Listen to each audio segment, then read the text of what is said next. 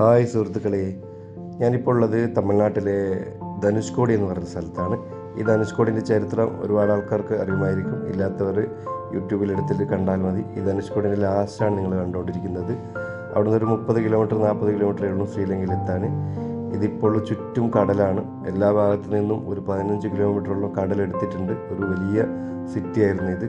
ഇവിടെ railway station, customs office, അങ്ങനെ government സ്ഥാപനങ്ങൾ ഒരുപാടുള്ള ഒരു സിറ്റി ആയിരുന്നു. ഇതിപ്പം പ്രേത നഗരം എന്ന് പറഞ്ഞ് അറിയപ്പെടുന്നു. ഈ 1964 ഒരു ഫ്ലഡിൽ പോയതാണ്. അതിൻ്റെ അവശിഷ്ടങ്ങളൊക്കെ ഇപ്പോഴും അവിടെ കണ്ടുകൊണ്ടിരിക്കുന്നുണ്ട്. ഇപ്പോൾ അവിടെ ഒരു ബിൽഡിങ്ങിൻ്റെ ഒരു മേൽഭാഗമോ എന്താണെന്നറിയില്ല, ബിൽഡിങ്ങിൻ്റെ മേൽഭാഗമാണെന്ന് ഇതെന്ന് വിചാരിക്കുന്നു. അതുപോലെ തന്നെ തറയിലൊക്കെ ഈ അവശിഷ്ടങ്ങൾ ഒരുപാട് കാണുന്നുണ്ട്. ഇതൊന്നും ഇപ്പോഴും ഇവിടെ നിന്നൊന്നും ചെയ്തിട്ടില്ല. അപ്പോൾ ഇവിടെ ഒരു സ്ഥാപനങ്ങളോ കാര്യങ്ങളോ ഒന്നുമില്ല. ഇവിടെ ഇപ്പോൾ കറണ്ടില്ല, നെറ്റില്ല, വൈഫൈ ഒന്നും കാര്യങ്ങളൊന്നുമില്ല. ഇവിടെ ഇപ്പോൾ ലൈറ്റായിട്ട് ഉപയോഗിക്കുന്നത് സോളാറാണ്. ഈ തട്ടുകടകളിലൊക്കെ ഉള്ള 1-2 ചെറിയ വീടുകൾ കുടിലുകളുണ്ട്. അതൊക്കെ സോളാർ ഉപയോഗിച്ചിട്ടാണ് കറണ്ട് പ്രവർത്തിക്കുന്നത്.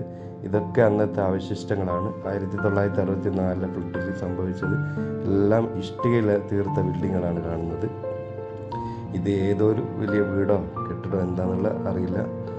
അപ്പോൾ നിങ്ങൾക്ക് ഈ ധനുഷ്കോടിയെക്കുറിച്ച് കൂടുതൽ അറിയാൻ നിങ്ങൾ യൂട്യൂബിൽ സെർച്ച് ചെയ്താൽ മതി.